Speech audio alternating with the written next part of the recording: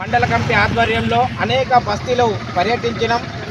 ఎక్కడ కూడా పారిశుద్ధ్య లోపంతో అస్తవ్యస్తంగా మురుగు వాసనతోటి మురుగునీరు డ్రైనేజీ వ్యవస్థ లేక మురుగునీరు రోడ్ల మీదే ప్రవహించే పరిస్థితి ఏర్పడ్డది.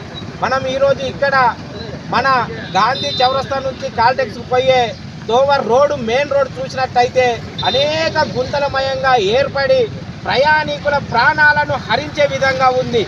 అధికారులు మొత్తం నిద్రలో ఉన్నారా, లేకపోతే వాళ్ళకు కనబడట్లేదా, లేకపోతే ఏసీ కార్లలో పోతుంటే రోడ్లన్నీ చక్కగా ఉన్నాయని సిపిఎంగా మేము ప్రశ్నిస్తున్నాం.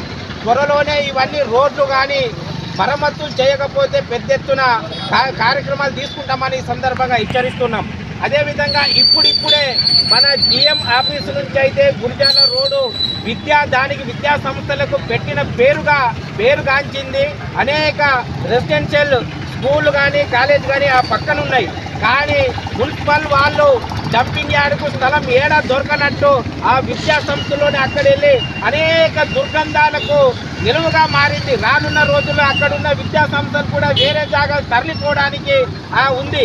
వెంటనే ఆ యొక్క ఏదైతే డంపింగ్ యార్డ్ని అక్కడి నుంచి తీసేసి వేరే జాగాలో షిఫ్ట్ చేయకపోతే రానున్న రోజులు అక్కడ ఉన్న హాస్టల్స్ కానివ్వండి, లేకపోతే విద్యార్థులు రోగాల బారిన పడి ఇంటికి పోయి ఇక మేము మా పిల్లల్ని చదువులేకపోయినా పర్లేదు కానీ ప్రాణాలతోటి ఉంటే మంచిదనే పరిస్థితికి మున్సిపల్ అధికారులు తీసుకొస్తున్నారు.